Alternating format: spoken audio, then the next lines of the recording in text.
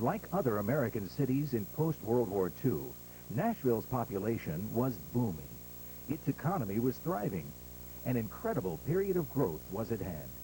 And with this growth, more and more people would work in the city but migrate to the suburbs at the end of the day, taking with them valuable tax base so critical to the maintenance of city infrastructure. There was rapid growth of population, primarily in the Davidson County area. At the same time, industrial and commercial operations were moving outside the city. As a result of that, the city was becoming somewhat strangulated. Its tax base was eroded, and its ability to borrow money to do necessary improvements was very much limited. The growth of the population outside the city was in an area where the county government simply was not tailored to provide urban services.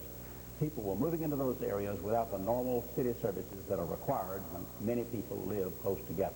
Development of an idea of how to deal with those problems came about through the Council of Community Services. There was an organization here that was composed primarily of volunteers, a cross-section of citizens of Nashville and Davidson County. And in 1952, that group completed a study and published a study called A Future for Nashville.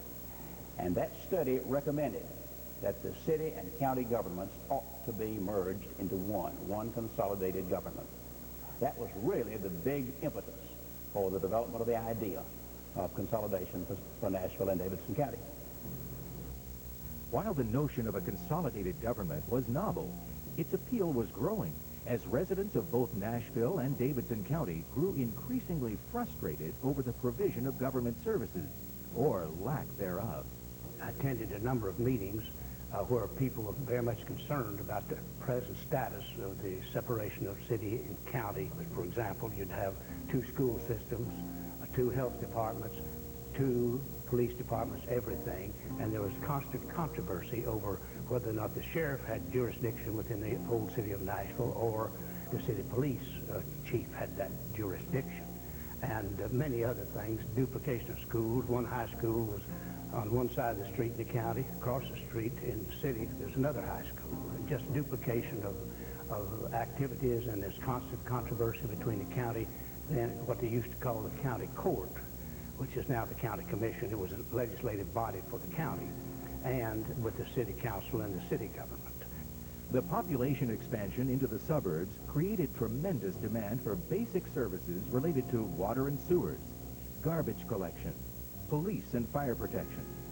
Demands that the county, in large measure, was unable to fulfill. The competition for revenue between the city and county grew, and there began to arise squabbling over which governmental body was obligated to provide which basic services. The establishment of a separate sewer district would have been a cumbersome thing, and in fact, it might have worked, but people just felt like it wouldn't, and it would be difficult to put together. The city, of course, would not and perhaps could not provide sewer services to the entire county, but under a consolidated government, why then they had the full authority to extend them everywhere that they needed them. City and county residents grew increasingly unhappy with the growing problems between the 2 governmental bodies. Various citizen organizations and governmental agencies began to study the conflict and consider the possible benefits of consolidating city and county government. Citizens groups such as the Tennessee Taxpayers Association and governmental agencies such as the Nashville and Davidson County Planning Commission sprang into action and eventually recommended the consolidation of the city and county. But it would require a vote of the citizens, approval in the city and county. 2 men were central to the debate. One key figure was the mayor of Nashville at the time, Raphael Benjamin West, an attorney and colorful character who served 3 terms in the highest office of the city. West was born in 1911 and attended Nashville's old Central High School, where he excelled. We get a glimpse of Ben West through the eyes of his son, Jay. He was a round-faced, jovial fellow that always wore a bow tie. They asked him, why do you always wear a bow tie? And he said, when you're reaching for the chicken, it doesn't drag in the gravy. And so he always wore a bow tie. That was his signature. He knew everything about Nashville, the old city of Nashville. He wrapped his arms around this entire city, and he wanted to take this city and turn it into a city that people can be proud of. When he walked into a room, he just lit the room up. He would put his hand out, look you in the eye, say, I'm Ben West, what's your name? And then he would play upon your name. He'd take your name and say, are you kin to such and such, such and such? Now, who's your dad? Who's your granddad? And he would be somebody he would talk about again. You. He was just a wonderful guy that I think was a true son of Nashville. Ben West's counterpart in the outlying Davidson County government in the late 1950s was Clifton Beverly Briley, another true son of the area. Born in 1914, Briley attended Central High School where he too excelled. He served in the Navy, then returned to Nashville to become an attorney and eventually the county judge of Davidson County. Roxy Matheson worked side by side with Judge Briley in county and city government for many years. Oh, he was a wonderful person. He was a hard worker and a go-getter, and you really earned your pay. When he hired me, he told me that you are here to serve the people. You are a servant of the people, and don't ever forget that because they pay your salary. And that was instilled in my mind and in my heart that I've taken with me over all the years. Beverly Briley and Ben West were peers in childhood. People say they were friends throughout their lives, but at times they were on opposite sides of the fence when it came to politics, especially when it came to the role each one played in the debate over city and county consolidation of government. In 1953, the Tennessee Constitution in a limited constitutional convention had been amended to provide what we call the Home Rule Amendment, which permitted the vote of the people in a referendum to consolidate the government of a county and the principal city within that county. In 1958, Mayor Ben West and County Judge Beverly Briley each appointed 5 persons to a 10-member charter commission. Those 10 persons had the responsibility for drafting the proposed charter of consolidation. They met over a period of several months. They worked with the staff of the Planning Commission. They had a full-time attorney, and they drafted this proposed charter. The first proposed charter looked like this. That's the charter that was voted on in 1958 that failed. Now, interestingly enough, when the campaign was underway for consolidation, Mayor Ben West favored it. County Judge Beverly Briley favored it. Both newspapers, the Tennessean and the Banner, were in favor of it. They were a major political force at that time. That was prior to the days of strong television influence. The Chamber of Commerce supported it. The labor unions in the area supported it. The League of Women Voters did. The Parent Teachers Association did. Almost any organization that you saw in Nashville and Davidson County was favoring the consolidation. And it just seemed as if it certainly would pass. But when it was put to a vote in a referendum and it had to pass both in the city and county, it did pass in the city, but failed in the county. And it appeared that consolidation was dead for Nashville and Davidson counties. It failed the first time simply because the cities didn't want to be taken over by the county. They liked having their own cities and controlling their own affairs, and they wanted to keep on doing so. The county was not too interested. They thought that the city would come dominate, and as a result that they would suffer, and that taxation would be increased on the county as distinguished from the city because the city was substantially more in debt. Davidson County still had a fairly large rural area. The city of Nashville was only about 1/7 the size of the whole county. And there was the feeling that perhaps this was a power grab by the politicians of the city of Nashville. And as you went farther and farther out in the county, the people who occupied those areas just didn't feel they were ready for full urban government or the taxes that would go with it. An additional conflict existed in the fact that there were several areas of Davidson County outside the urban city of Nashville that were already established or considering establishment as their own city. Concerns existed on the part of these areas, places like Goodlettsville, Berry Hill, Oak Hill, Lakewood, and Belmead, on how they would be affected by this new metro plan. The debate over inefficiency and waste between the separate governments of the city and county grew over time, as did political rivalry. Although consolidation was voted down in the referendum of 1958, the notion of city expansion was not altogether forgotten. Shortly after the failure of the Metropolitan government idea in 1958, Mayor Ben West and the city administration wisely felt that the city must do something to expand. The same constitutional amendment in Tennessee, which had authorized consolidation, also authorized a city government to expand, to annex contiguous territory without a vote of the people in those areas. Nashville entered into a series of ordinances to annex contiguous territory. 7 square miles of industrial property was annexed and made a part of the city. That immediately gave the city a great deal more of a tax base. But then one ordinance was passed that annexed about 80,000 people and 42 square miles at one time. Most of that was out in the Green Hills area, as we know it now, in the southwestern part of the county and adjoining the city. People were incensed at that. They felt, here we've been made a part of the city, we're being given a tax bill for the city, and we have no idea when city services are going to be available to us. So they were quite angry at that. At the same time, the growing area of Donaldson, people there felt they would be next. So they had that same resistance to the idea of annexation. The city also passed what was known as a green sticker. It was a privilege tax on automobiles. It was only $10 per year, but it provided that everybody who lived in the city had to buy that $10 sticker and put it on the windshield of the automobile. And if you lived out in the county but worked in the city, if you came into the city at least 30 times a year, you had to have one too. You would have thought that was a $1,000 tax. Once again, people were incensed at that. They were angry about it. Those inside the city were, and those out in the county, most of whom worked in the city, they were also unhappy. And the people in the county finally said, gosh, he's going to eat this whole county up anyway. We might as well go ahead and go Metro anyway before he annexes everything. And so that was one of the things that drove the Metropolitan government. My dad started chewing away at the outlying parts of Davidson County by annexation at that time. Mayor West provided his own perspective on the subject in an interview from a vintage film of the day.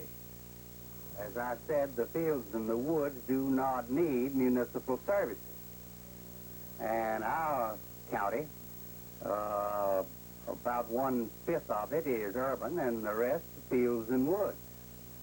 And of course it's welding the wooden handle to the pewter spoon and trying to put the two together.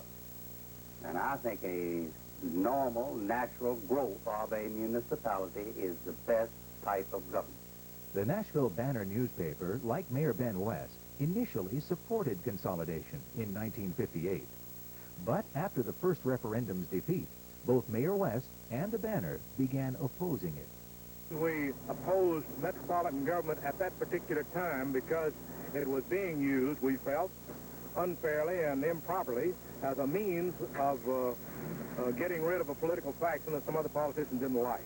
We thought this was an improper use of the issue of metropolitan government. I had just returned to the Tennessean in early 1962 and walked into the newspaper at the time that the struggle for metropolitan government was just beginning.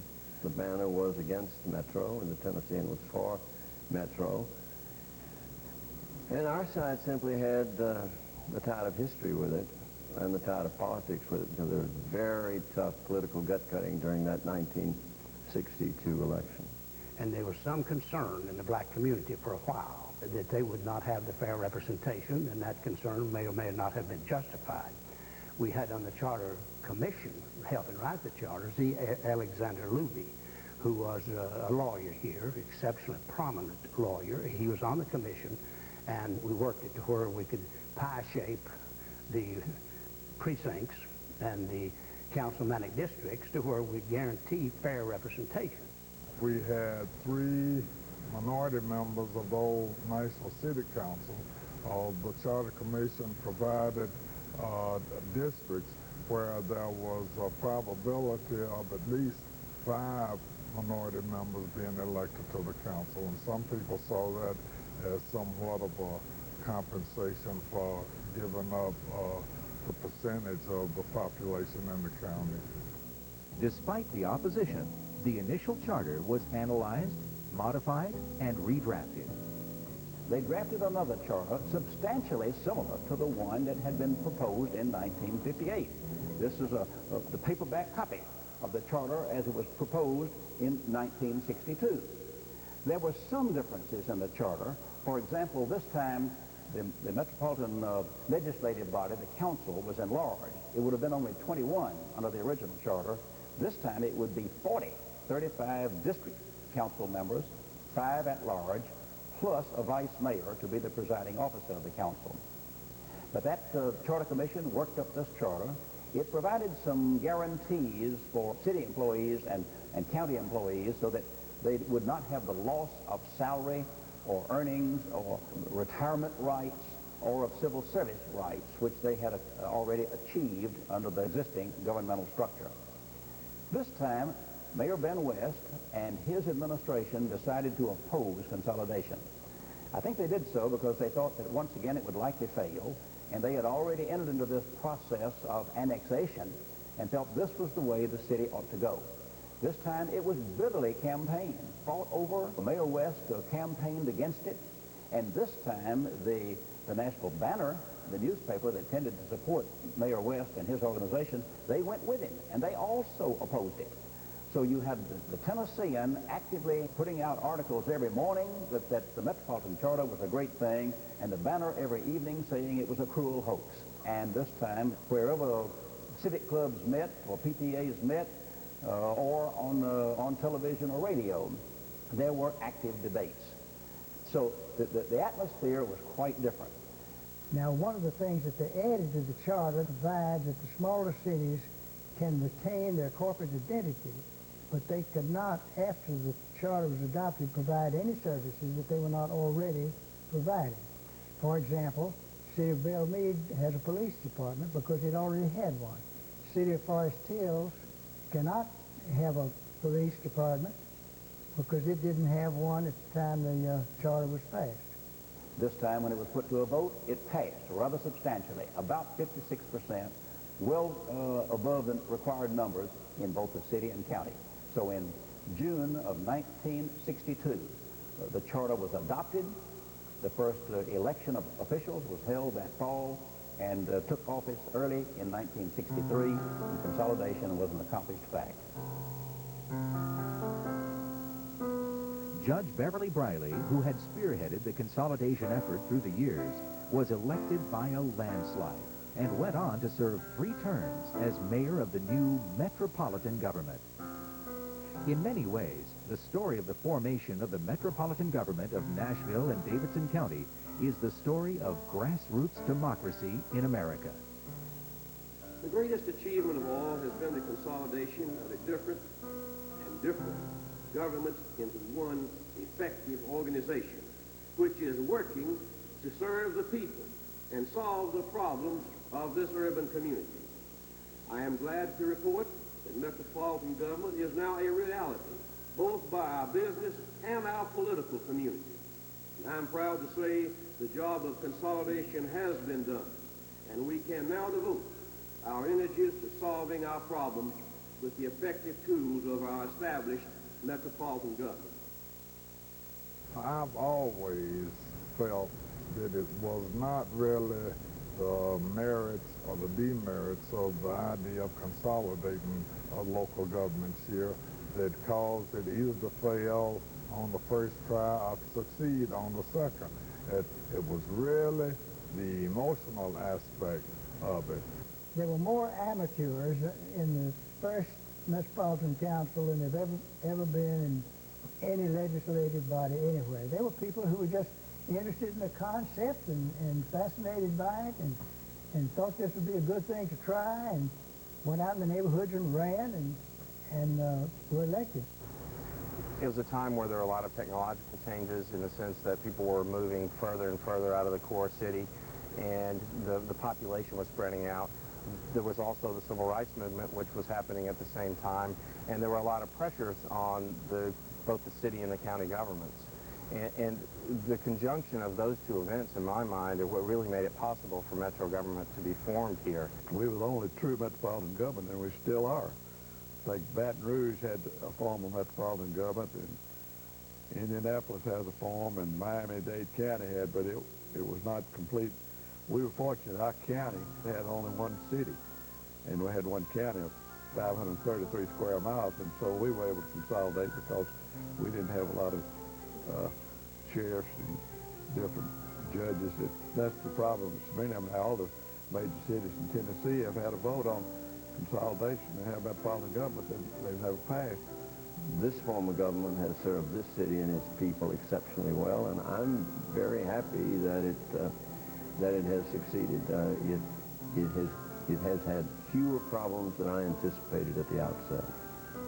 And one of the things that I've seen since being in the legislature is the larger cities in Tennessee, Memphis, Chattanooga, Knoxville, that seem to have some problems in their communities that needs some assistance by the legislature that Nashville doesn't seem to have. And I think the reason for that is our form of government addressed some of those long-term concerns 40 years ago, and now we're reaping the benefits from that. Through the years, very few amendments have been made to the original Metropolitan Charter that was established by the vote of the people of the city and county in 1962, proving the document has withstood the test of time. It's a significant part of what makes Davidson County and Nashville unique, and it continues to be studied by other communities across America as a successful model of city and county consolidation, streamlining systems of government services and ultimately saving the taxpayers' money. Once the charter was adopted, frankly, I never ran into anybody who ever said, oh, it's a mess, we ought to go back and do it the way we do it. I never heard a soul ever say that. If it were not for Beverly Bradley and Ben West, even though they were viewed as foes politically, this community would not be what you find it to be today. If I may say so, the metropolitan form of government was just a godsend. I would suggest to you, and I have no statistical information specifically, that the tax structure, if you remain with the old county and the old city, like they were going, that the taxes would be close to double what they are on the metropolitan government today. I'm hopeful that the experiences that we learned through metro government are going to have a positive impact on how we integrate into this regional community in the future.